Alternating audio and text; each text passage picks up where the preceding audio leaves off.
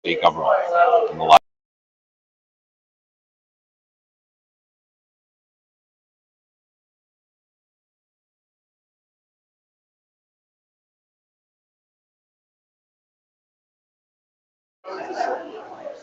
I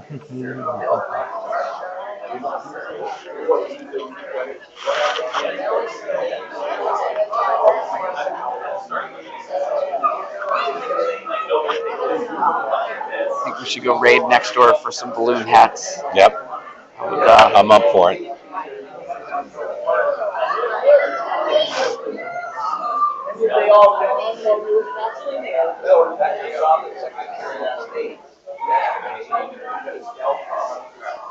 And person with the best balloon hat wins the prize, and they get their favorite regulation and act.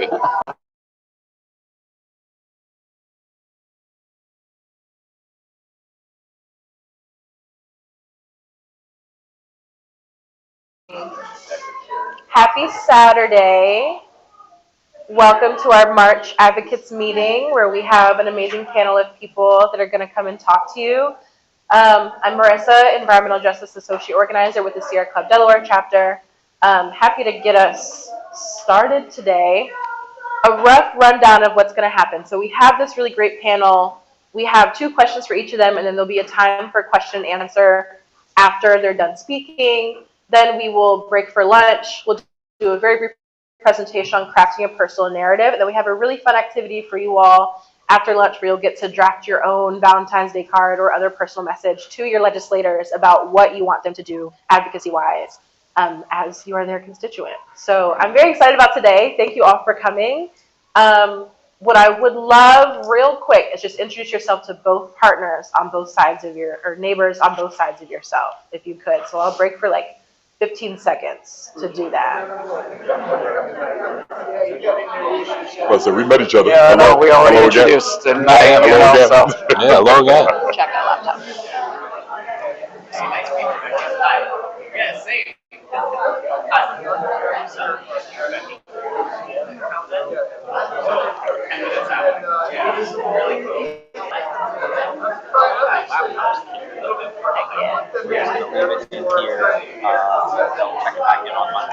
Perfect.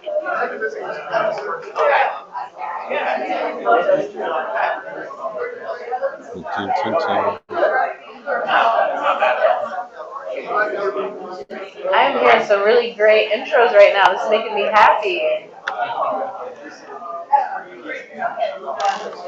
Alrighty. Let's start bringing it back. Give y'all 5 more seconds. 3 more seconds.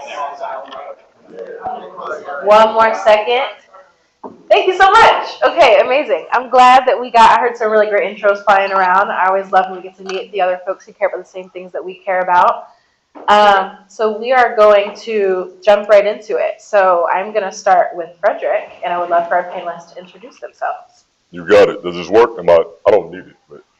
Can y'all hear me? I can. There we go. Fantastic. I don't like mics anyway. How's everybody doing? I'm Frederick Johnson. I'm the policy specialist and research analyst for Siege Inc.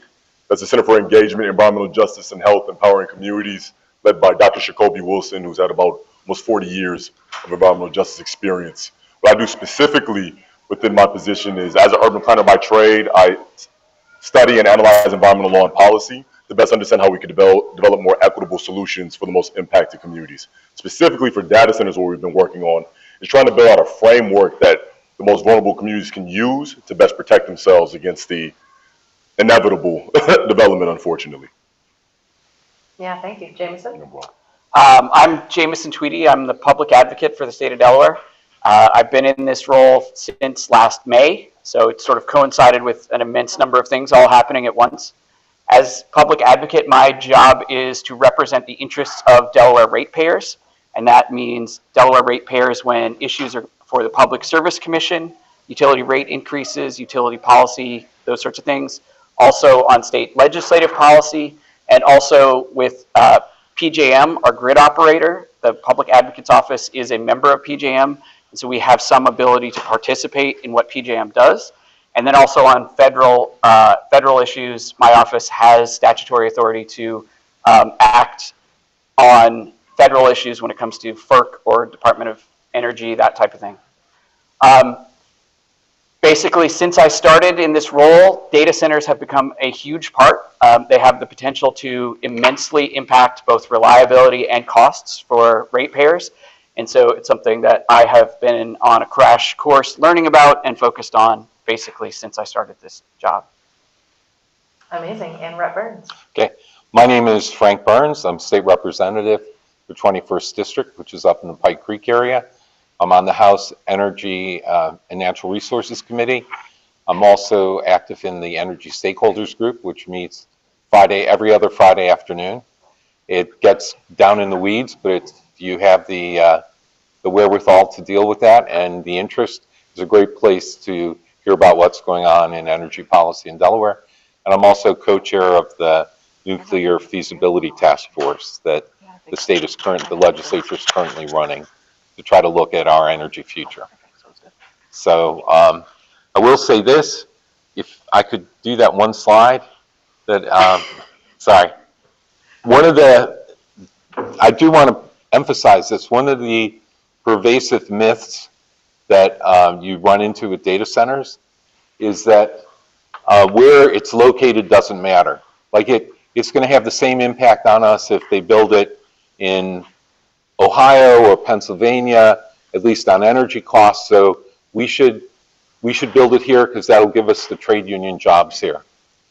I don't want to discount the trade union jobs. They're real, and I understand why the trade unions are working hard to keep them here. But the reality is there's a lot of local impact on energy costs. You can see these were pretty much within a minute of each other because I had to pull up the screens differently. This is what's called the localized marginal price of electricity. And I looked at Cape May and Cedar Creek here in Delaware. Now we're all on the same grid. We're all on the PJM grid. And you can see that the base energy cost is the same, $75.95 per megawatt hour for energy being delivered at that time. But if you look over at Cedar Creek, you've got a congestion charge of $205 on top of that. Congestion happens on the wires the same way it does on roads, okay? And when you think about whether congestion impacts are local, right? If you shut down I-95 or Route 1, you have a lot of congestion here in Delaware. If you shut down the Pennsylvania Turnpike, you have congestion up in Pennsylvania, but not here in Delaware. And that pricing I've seen it go up to be over 90% of the price of electricity being delivered. So this idea that wherever you put it, it doesn't matter, the impact on our electric prices is going to be the same, is not true, okay? I do think this has been promulgated by the data center developers and believed by some of the people they've tried to ally with them. I will say this, that I think most of the people saying this believe that it's true that it doesn't matter because that's what they've been told, but it isn't true, and we need to get that narrative out there. Anyway, that's my... Can we photograph? Oh, Yeah, sure. This is your one and only slide, so feel free to photograph. Can I just chime in on that? Yeah. I think that it's such a great point, and I think sometimes we think of ourselves as being on this like wider regional grid that somehow behaves evenly. It was this cold stretch we're in and the storm that started it has been dramatic and will be terrible for people's energy costs. But throughout it, I was sporadically checking energy costs, and PJM has a map that shows real-time energy costs across its different zones.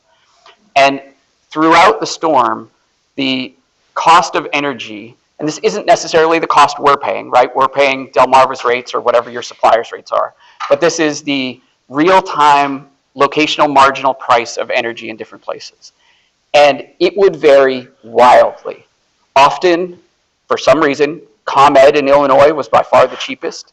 There were times when ComEd was negative and Delmarva or Dominion would be above $500 per megawatt. Yeah. So this variation can be enormous, and then that flows into the costs that we all pay. So I would like to point out, Delmarva does contracts. So they contract a third of their power every 3 years, and they do it 3 years out. So what's happening now is going to be affecting the next contracts they try to go get, because what it actually costs to get the power here is much higher than they may have gotten it sort of under the table on, before the changes in the last contract. So it takes a while for this to work into the standard of offer of service. And this affects all of the utilities, DEC, Delmarva, Municipal Electric Company, so all the municipals. So it is important, and we are on, in terms of a grid, we're a peninsula, right? We don't have connections to the grid down south or to the east or to the west, because there's none that come across the Chesapeake. So it's all whatever's coming down in the north, and if it gets congested, it hits everybody. And the congestion is real. And like I said, this is one of the things that I think has been either intentionally or unintentionally, people have been misled about this. There are local impacts that can be very dramatic. All right. Before we go, can I give both your names, but you went by it real fast. I'm Jameson Tweedy. I'm the public advocate for Delaware. Is it Tweedy? Tweedy, yep. Frederick Johnson, Policy Specialist for Siege. What is your name? Frederick Johnson. Thank you. And I'd like to point out, you can get what Jameson's talking about. It's an app you can get on your phone. It's called PJM Now. You can download it and you can see, but it goes by transmission zone. So DPL is the transmission zone. So it's pretty much the Delmarva Peninsula, which includes Eastern Shore, Maryland, and that little bit of Virginia. So the other thing I was showing that had the individual nodes, like the individual substations, it's a website you can go to. It's called grid.io. And you can go there. They have an interactive map you can go in and play with. And you don't always see those drastic differences, but a lot of times you do. So. Amazing. Well, thank you so much. What a great way. We're going to hop right into our panel questions. So first one is for Frederick. Just wondering, what are some lessons learned from your conversations with environmental justice leaders and communities pushing back against irresponsible data center development? There are a lot of takeaways. To give you all context, the work that we've done with data centers that I would consider successful is making sure that they are shut down and not able to be built in those specific areas. So there was a data center being presented in Memphis, Tennessee. We were able to support Congressman Pearson, and that was able to be shut down. However, it's most likely that it's going to be proposed again, because that's how zoning works and development works usually in this country. What we've been able to identify is that if you're able to have an active community, if you're able to have a legislator who's willing to be at the forefront of push, then it's a good chance, most likely, that you're going to have some scale of a process to make sure that it's not going to be an immediate or expedited project that you don't see coming. The unfortunate thing that we're seeing is that data centers are going to be developed regardless. What I've been studying and trying to identify now is that what does it look like for us to design data centers in a way that's going to be most likely not going to be such a impediment on the natural ecology of environment, while also making sure that it's not impacting fresh groundwater quality and other components of the environment. So that would be one lesson. I think another lesson is understanding that we need to have the tangible political infrastructure, right? We need to have policies in place. We need to have general plans in place. We need to have zoning law in place that is going to minimize the scale of development before we see it coming, right? Whether this is a cumulative impacts bill. So we're going to say, okay, this data center can't be built in an area that has already been impacted by so many scales of pollution. What we are seeing, though, is that data centers may be presented as a solution or not, or a remediation, saying that, this site was once a brownfield, but now we're going to be presenting something as a data center that has a lower scale of pollution emission. But in reality, it's still something that is not going to be for the benefit of community and environment. I think the third lesson to think about is understand that there is a gap between community education and the actual data centers being developed. A lot of what we're seeing in regards to these developers is that they're bringing projects and not engaging the communities being built. And communities don't feel confident in their ability to advocate for themselves because in reality, they're just like, they're going to be building it regardless, which is not the truth. At some capacity, there has to be a way we're able to be at the forefront of conversation with our elected officials, with our scientists, with our advocates in a full, cohesive, and comprehensive way to make sure in some capacity that we're able to protect ourselves and our neighborhoods. Oh, I love that. I love the call out to cumulative impact legislation. We're working on our own piece of cumulative impact legislation here in Delaware. That's our People's Anti-Pollution Bill. We're hoping to get a draft. We're supporting it. Thank you so much. Yeah. I appreciate that. Hopefully we'll have some action for y'all to do this legislative session to get that through. So yeah, I love that. That sounds so good. All right, Jameson. So we have legislation and the governor has signed an agreement with 12 other PJM states. We have the PSC and the DPA, that's the Public Service Commission, and the Division of the Public Advocate, calling for a new rate class for large energy users like data centers. I'm wondering what are the types of protections that those efforts would afford to protect Delaware families from runaway energy costs? Yeah, thanks. So if I can, I'll just start by backing up a step, which is what are the risks? What are the potential risks of these massive data center developments, or any other large load, ginormous load, but mostly the truly enormous ones are data center. So first, the scope and scale of hyperscale data center development is unlike anything the energy system has seen in decades. There is a fascinating set of charts that show PJM's projection of how much load there will be in the PJM region. And for years and years, it was basically flat. And this is true also in the Delmarva territory. There was very little projected load growth.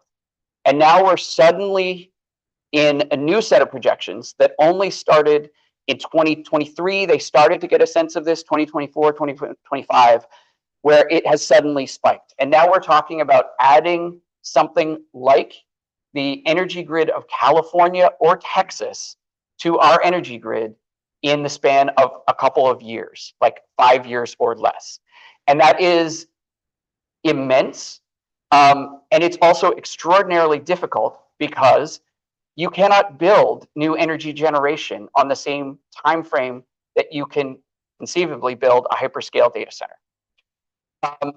And so what risks does that bring? That brings both the risks of a complete change in the supply and demand of energy and capacity, and it also brings the risk that we will invest in enormous, extremely expensive infrastructure for an industry that is only in its infancy. And we don't know what it will look like in 5 years or 10 years or 20 years, but we're investing in infrastructure, transmission, power generation, et cetera, that is on 20, 30, 40, 50-year lifespan. And so once that infrastructure is built, especially on the transmission side, then it will be recovered from ratepayers for 20, 30, 40, 50 years. And so if this ends up being a bubble, or if specific enormous projects start and then fail, but the infrastructure was built, that's an immense cost that will get passed back to all of us. There's also the risk to reliability. PJM runs our grid for Delaware, 13 other states or parts of states in DC. And so it's largely their responsibility to make sure there is enough power to meet demand. And they do this particularly by running what's called a capacity market, which buys the availability of power 3 years into the future, or that's how it should work. It hasn't been working as intended. In its most recent auction, the capacity market came up short. What does that mean? It means that 6,000 megawatts of power that PJM wants in the future wasn't bid into the market. Generators weren't there to bid in for 6,000 megawatts. So a megawatt is enough power for 500 to 1,000 people. So we are talking about an enormous shortfall. That was the first time PJM's market has come up short. And if load growth from large energy users like data centers is anything like predicted, that shortfall is only going to get worse. And of course, you're also changing the supply and demand dynamics when you add that much load. And so my job as public advocate for Delaware is to ensure that energy costs, utility costs stay as reasonable as possible for customers. And that is going to mean if these data centers are built, at least in Delaware, we need to make sure that they are paying their fair share towards all of those increased costs. That is easier said than done. There are aspects of this that are governed by federal jurisdiction, and the state has little role. There are aspects that are within the scope of the PSC that we can address through, for example, our large load tariff proceeding, but there are other impacts that we can't. And data centers as a whole are such a new and different and enormous set of businesses that we do not have a clear regulatory process to handle them. So for my office, we are looking at using the authorities we already have, like pursuing the large load tariff docket that we have open, and that Representative Burns has a piece of legislation that would codify that large load docket. But also there will be significant need to implement other statewide structures to protect ratepayers and to make sure that at the regional level, as best we can influence it, there are also things being put in place to address the regional impacts. As Representative Burns said, where these things are located will have tremendous impact on both the benefits, the jobs, the tax revenue, but also the costs on energy costs, congestion, other impacts. The flip side of that is data centers that are elsewhere will also impact us to a lesser degree, but they will. And so making sure that that regional and federal structure, as best we can influence it, is there to help manage that is essential. I've probably spoken for long enough. No, that was so good. And I have two questions for Frank Burns, and what you just said sets us up so perfectly for both of those. But I'm gonna go with the one I had planned first. So Representative Burns, a lot of folks, and you touched on this in your intro, a lot of folks think that there's no difference where data centers are built and that we'll pay the cost anyways.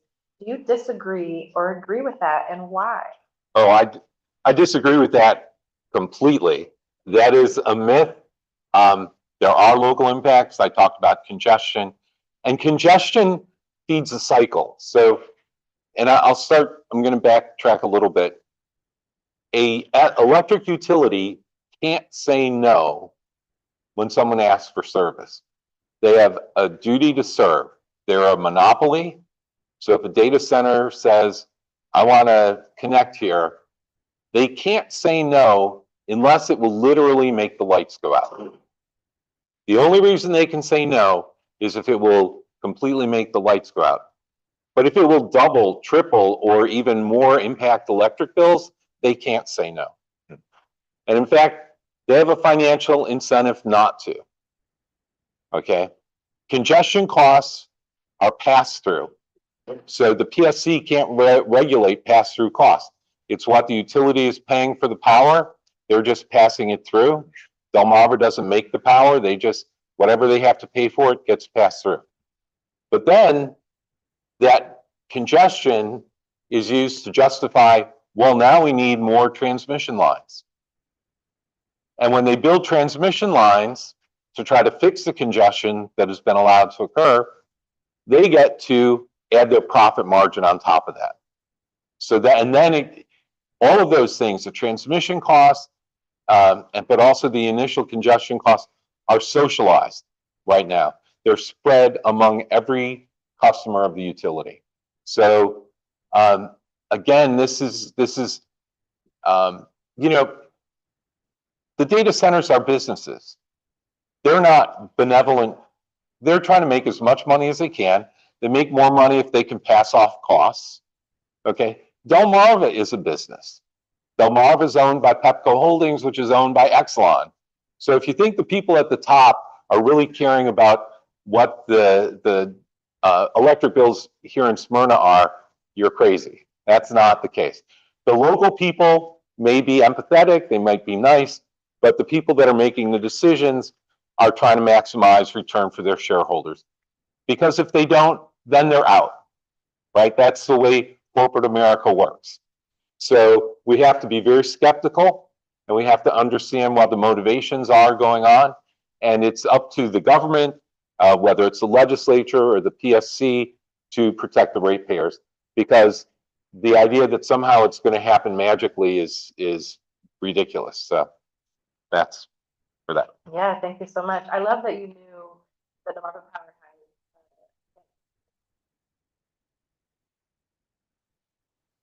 had listed in on the House Natural Resources Committee. That did happen, and it was by representatives. So I love that we have that. Yeah. Back to Frederick. How are you approaching local environmental and health concerns, and what advice do you have on educating nearby residents about hyperlocal impacts like noise or diesel generators? I think the first thing that comes to mind is community science. As at Siege, a lot of what we do is supporting and making sure that we're able to identify not only the areas that have been overly impacted, but understanding how do we have the data to support to make sure that there's policy in place so we can mitigate that pollution.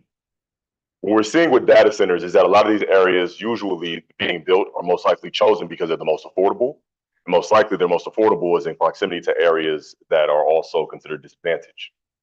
So putting up air quality sensors, teaching communities how to mitigate air quality sensors, making sure that they're in collaboration with local universities, like in PG County, they're in a lot of those air quality sensors are in conjunction with the University of Maryland. And they're also doing that in Bowie, right? So that has to be an ecosystem of solutions.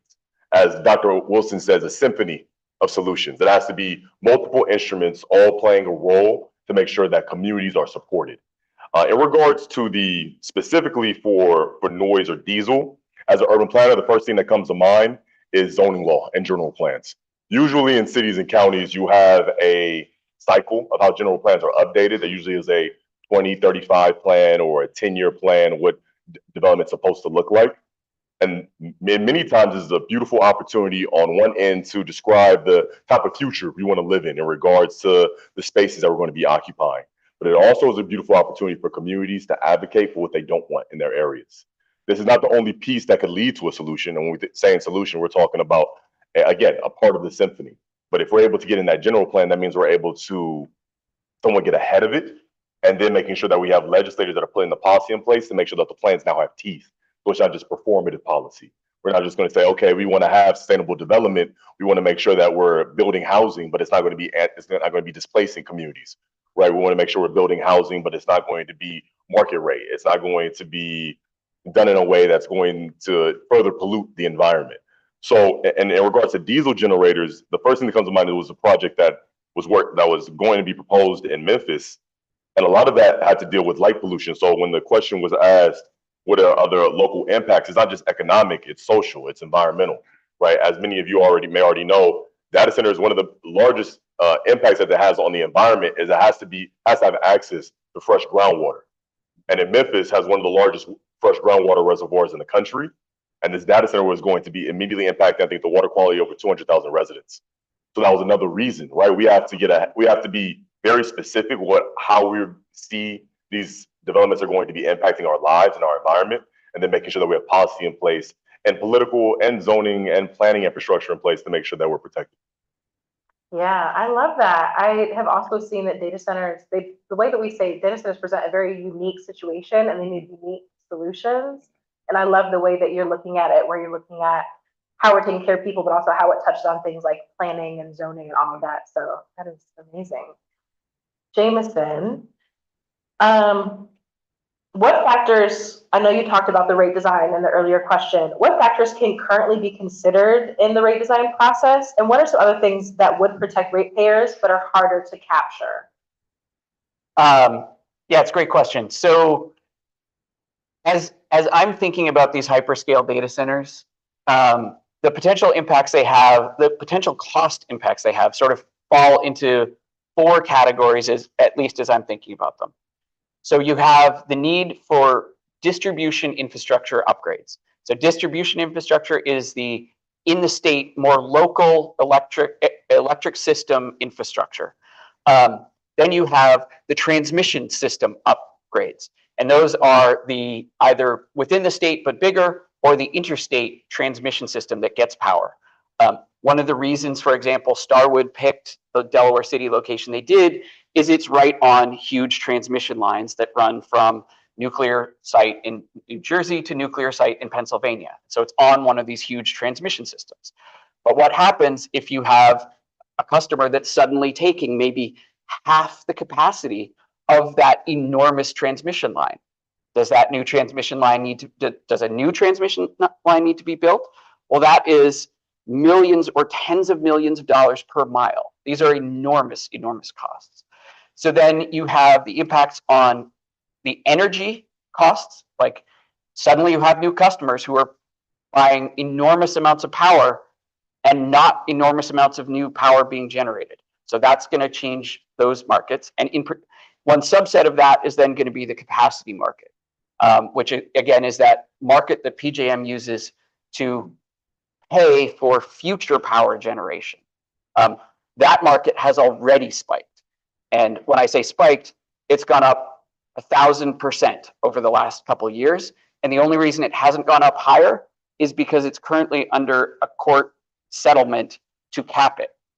But right now, the next auction will not be capped. So that price, which is already up 1,000%, could well go up another 50%, double from here. And that already is translating into billions of dollars in additional costs spread across ratepayers across the region.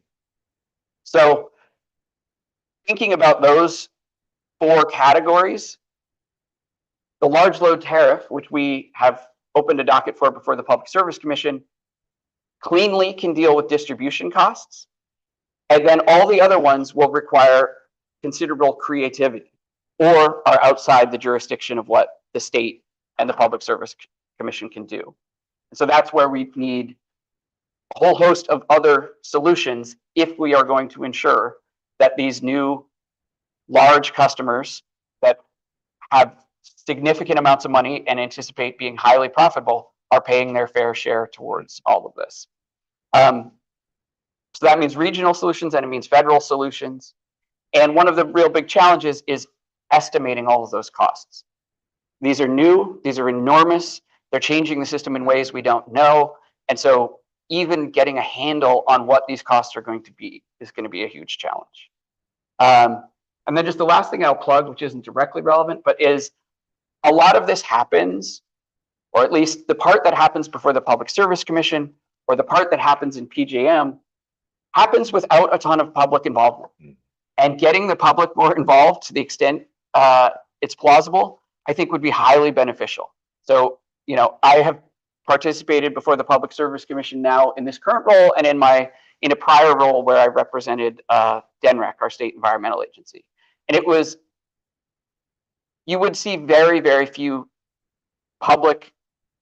members of the public participating, because who knows if you're going about your normal life, when these meetings are happening, what they're doing, how this process works, where you can actually participate, all of those issues. So we need more public participation. And if you want help figuring out when and how, let me know.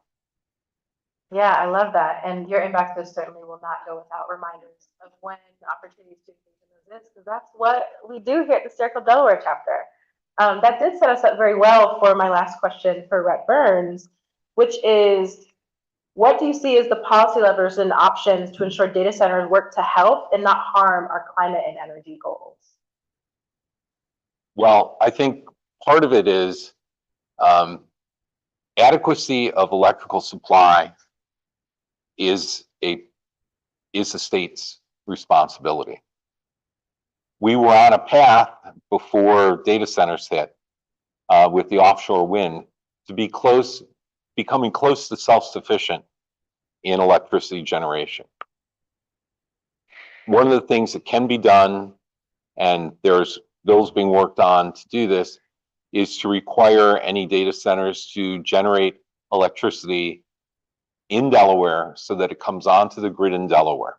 Because otherwise, if you have new electricity generation out in Ohio, you still have all the congestion issues.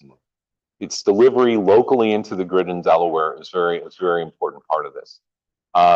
So that's one lever. The other levers are, I think, trying to get Delmarva to be more forthcoming. We had a grid enhancing technology study, and it was contracted out to Siemens. Siemens executed an NDA, but Delmarva was still unwilling to share certain aspects of how their electricity flows and things like that. Without that kind of data, trying to judge what the impacts on congestion will be is quite hard. We may need to basically compel Delmarva to be more open with the PSC.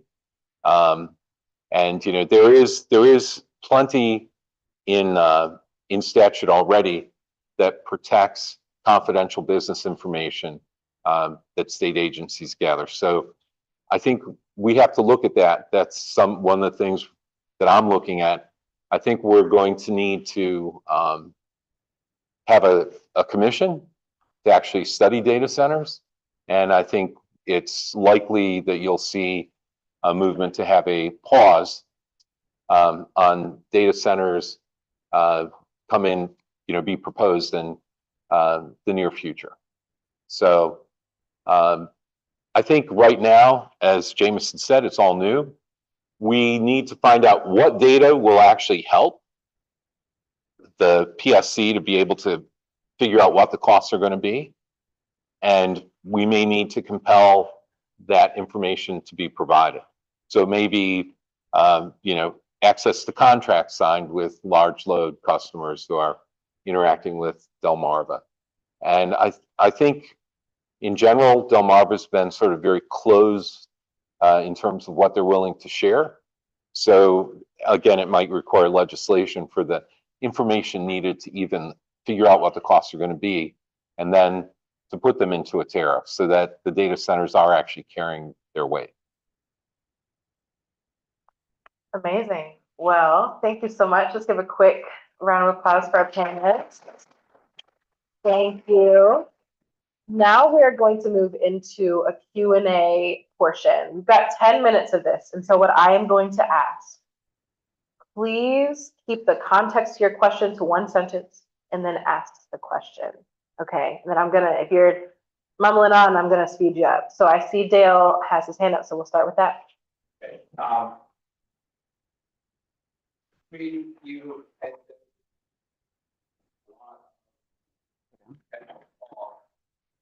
are not usually all your electricity. The other costs are transition.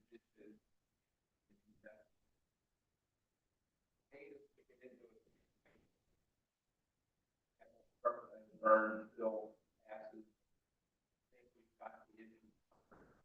And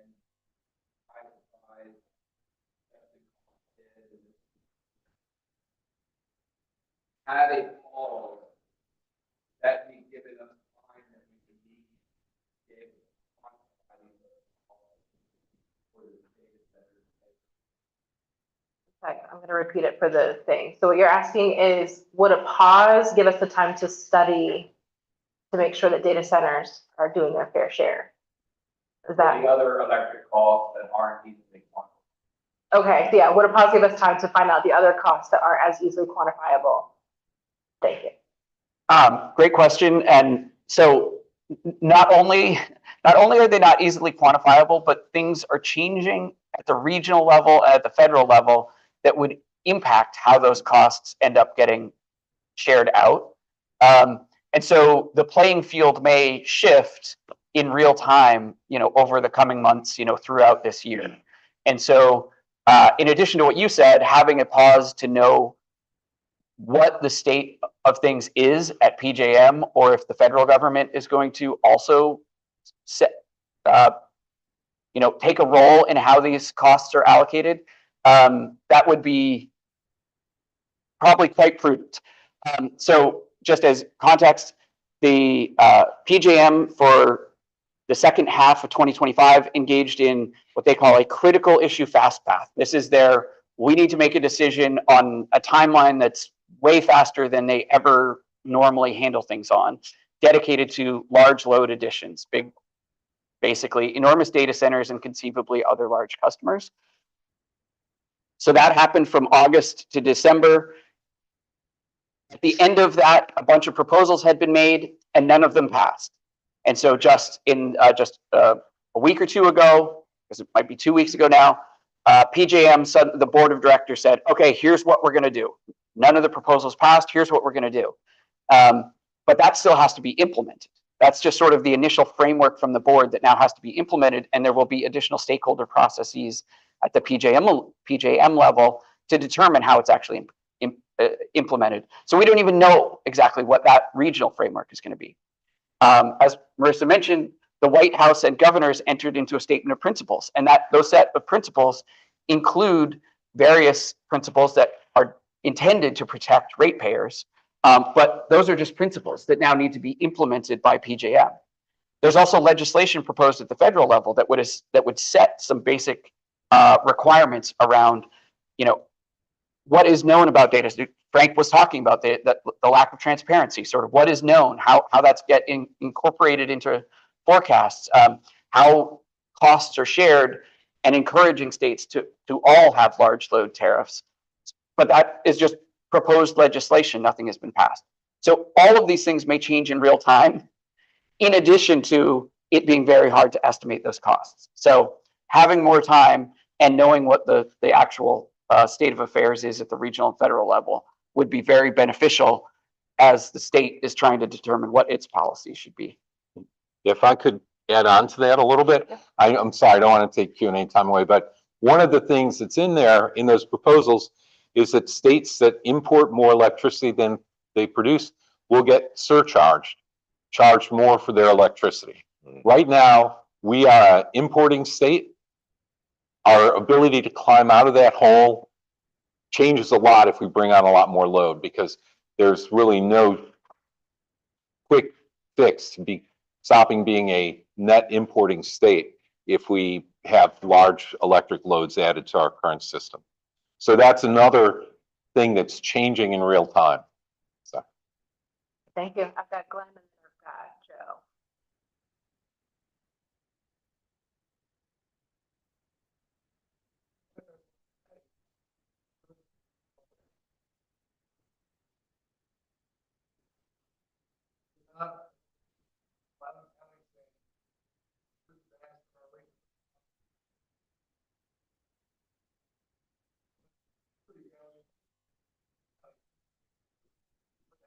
Yeah, what lessons learned can we get from the situation in Loudoun County? I guess being a politician, I've paid a little bit more attention to the fact that a district, Virginia flipped their governor, they flipped a lot of House districts and everything. And one of the districts that have been Republican for 40 years, that's has about half Loudoun County and half in a neighboring county. The entire race was run on stopping data centers, and the candidate running against data centers won because people who live near them don't tend to like them. Okay, so I think that's one of the things that you can take. That doesn't mean that there aren't people who have jobs there and things like that, but they're not popular in terms of you get a really strong not in my backyard when people live near them now. Yeah, and I will say, I'll let Jameson get it, and then I'll give my Sierra Club contact. Go ahead. All the stuff that you are seeing about how Sierra Club Delaware chapter is interacting with data centers. One of the first things that we, and by we I mean Dustin, did is talk with our Sierra Club Virginia chapter to see what are some environmental things that you've been working on there. And I know that Councilman Dave Carter also talked with some people in Loudoun County as he was crafting Ordinance 25101, which is Newcastle County's data center ordinance. So what the policy restructure that we have here in Delaware, a lot of it has been informed by talking with people in Loudoun County and Oregon folks with the Power Act. I was just going to add that you're seeing a lot of legislation being proposed in Virginia. They're still trying to figure out what their policy should be. So they have a lot more experience with this, but it's not like they think they figured out the solution. Dominion, which is the main utility for Data Center Alley in Virginia, they just went through a huge rate case with significant rate increases requested and I believe also granted. And then the other thing I was going to add to that is that their experience may be slightly different from the experience everywhere else in the future, because when Data Center Alley started being built out in Virginia, the transmission system had a fair amount of slack. It had extra bandwidth because we had not seen substantial load growth for an extended period of time and weren't projecting it. Well, now all of those data centers have been built, and now the transmission system and the generation capacity is strained. So they sort of got out ahead and built a lot of data centers where the transmission already existed and where there was still generation capacity to be had. Going forward, those two things are not going to be true anymore without building new generation or building new transmission. Yeah, I'm going to Frederick. I want Frederick to talk a little bit about how Siege Inc. interacted with NAACP, and then we'll go to Joe Wall's first question. So to piggyback on what the other panelists have already said, one of the main things is accountability, and unfortunately, that's usually the burden is usually on community. The work that we did with NAACP, what Marissa is speaking about, is or was. It was a movement, if we're being honest. It was not just a moment in time. It was months of labor. It was multiple communities across the state of Memphis, across the state of Virginia, and it became like a national movement. And we were able to get that scale of visibility. The director of environmental justice for the NAACP, Aubrey Connor, who is a legal mind, an attorney, she was able to, it wasn't a case that was needed to be presented, but it needed to be made clear that if there is any grounds of harm being done, then we need to take that route. What we did at Siege Inc. was making sure that there was data in place that was reflected off the community's experience. So then the NAACP can bring it up to bring it up to elected officials. So that's most of what we did. Yeah, I love that. The NAACP, the National Association for Advancement of Colored People, they have a whole policy memo that has been released about how they're interacting with data centers. And that feels very similar to some of the things we're seeing from Loudoun County about how they are talking about addressing data centers and the fact that they're so well in alignment. And I love the NAACP's a little bit more, but yeah, I think that's a really good level that is brought into that from the EJ side. We'll do Joe, we'll do Joshua, and we'll do Jack. We've got like 2 minutes. I'll give us like a 5 extra. That might just denied Washington project because they said they had too many tanks within the Coastal Phone Act. There's nothing stopping them people from going consolidated into one big tank. So indirectly, it was approval of the Washington project. What beef does the PSC have in this? You have authority to regulate rates and distribution. You have no authority to regulate data centers. Are you just being trotted out here as window dressing, or are you really going to be able to go after these people for the electromagnetic pollution?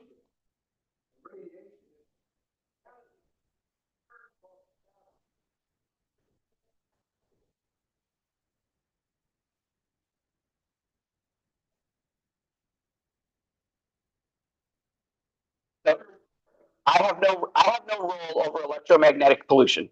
That is not my role. So my role is to advocate for ratepayers, advocate for all of us on issues that would increase utility costs and the rates charged to ratepayers or other utility issues along those lines. So that's my scope.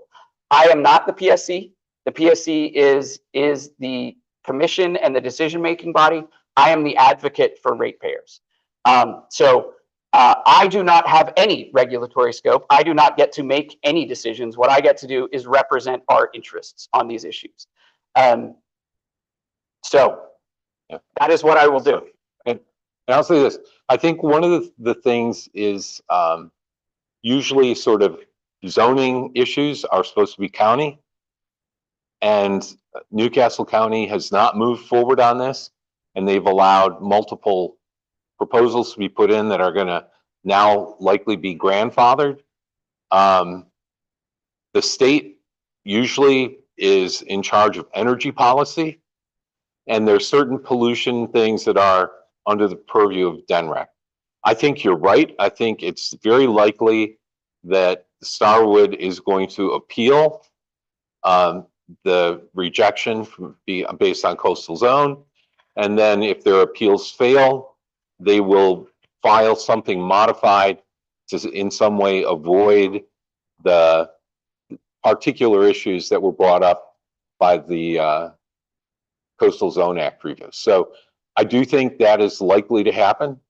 I think what we have now is maybe a little bit more time before they put shovels in the ground and try to claim more rights. And so this is a time we need to make sure we get stuff in place. I can also say that in general, the state is very reticent to step in and override local county zoning authorities. There was a big fight about that over the offshore wind last year. It was a huge deal. So I think, yes, so it did get overridden, but I can say this. I think things that can help that the state will more easily engage with are going to be around energy. Things to do with sort of local environmental impacts and community impacts that are normally handled by county zoning boards. It's going to be harder to get the state to step in.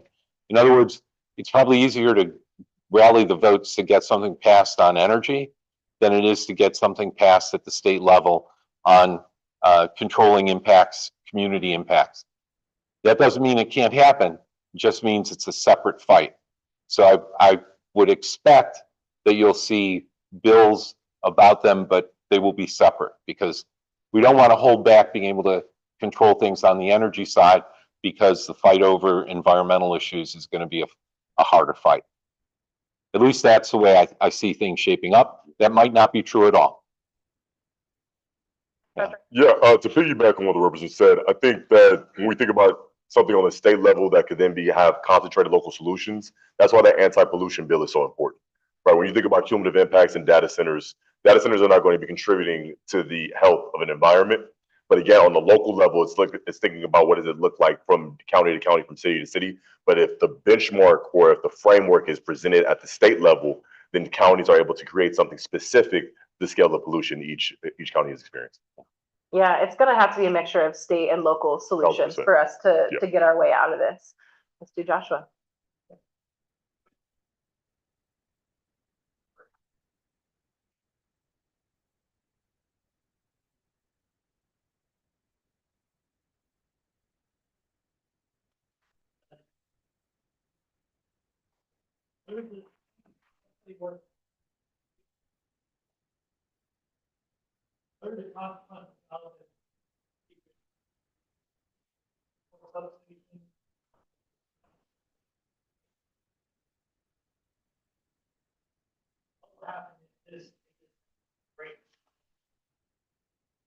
Yeah, I'm gonna restate it for people on.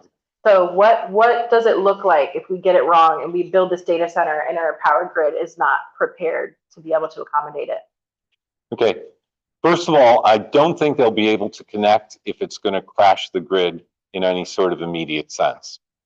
What you'll see is huge increases in congestion pricing, which will hit our retail electric bills, but maybe not immediately because they are, again, buying electricity on 3-year cycles. But it will impact our electric bills greatly.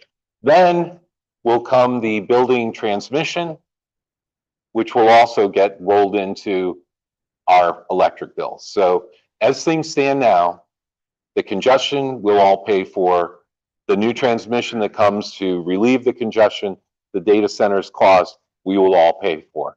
And that's one of the reasons why we really need to get that under control. And, you know, there are options. And I do think bring your own new clean, so the acronym's Beyonce, bring your own new clean energy, right? That's the best move.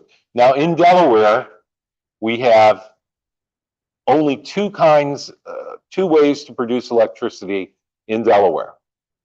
Well, a third, but energy in Delaware comes two ways: offshore wind or solar. If you're going to have gas, you're buying gas from out of state and importing it. If you have nuclear, you're going to be buying uranium from out of state and importing it. The only two kinds of energy that actually get produced here in Delaware, rather than transform from one form to another, are solar and wind. We need to have a balanced, all of the above kind of approach looking at energy. But right now, anything we need to import, I can tell you, if the data centers take off like they are, natural gas prices are going to spike. I may have mentioned this before, they doubled right before this last cold wave. Okay? The competition for natural gas is going to drive natural gas prices up. It's going to be for both people who are heating their homes, but also people that are burning gas to generate electricity. Okay? That's going to go up. Same with nuclear. Nuclear power plants, if we were to build nuclear power plants to supply the expected data center load only of about 2 gigawatts, that would be the equivalent of a new power plant. Nuclear power plant is actually 2, it's a twin system, puts out about 2 gigawatts. It was just built in Georgia. The cost of that was $32 billion. $32 billion. So that's how much these infrastructure things can start running. We're looking at nuclear, we're looking at every possibility, but there's nothing that's going to come online in the time frame that these data centers need other than solar and battery storage, because every other thing, there's about a 5-year wait for the large combined cycle gas turbines to generate electricity. There is a possibility, actually, the Bloom fuel cells, but they've just signed a big contract with an international data center operator, so their capacity may be being eaten up. What I didn't see any of these data center developers do was engage with either the energy stakeholders group or with trying to get new generation online. They have been completely give us, not we're contributing, we want to work this out, we want to make this work for Delaware. At any level, it's all been, this is what we want, and we're just going to push as hard for it as we possibly can. And that's, quite frankly, Microsoft, for example, went and they're restarting 3 Mile Island for their energy, right? You have data center developers that are out there actually trying to generate and, being much better, corporate citizens than what we've seen happening here in Delaware.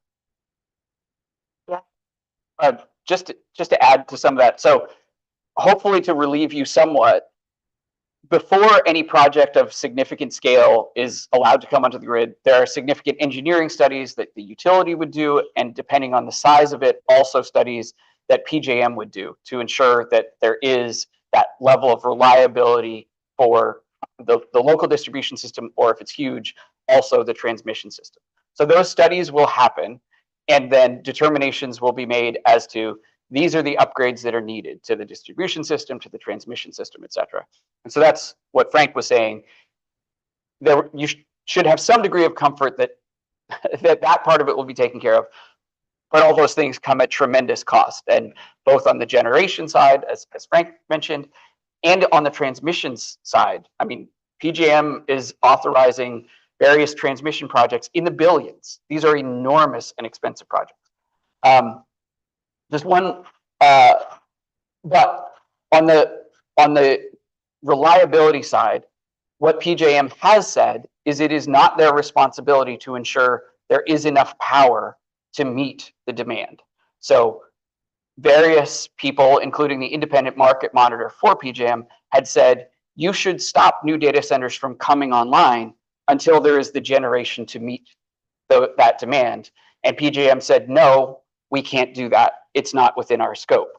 And so that's where, as Representative Byrne said, it's the state responsibility to ensure there is enough generation, or that is how PJM interprets it.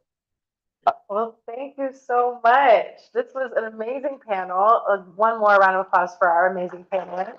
Yeah. And I'll give a round of applause to our audience for really great questions. I'm keeping y'all from lunch, so I'm going to stop doing that. And Dustin has something he wants to say as well. Yeah, so thanks everybody that has watched the live stream at home. We are going to end that now. The party is over for you because you didn't come. So you don't get free food. So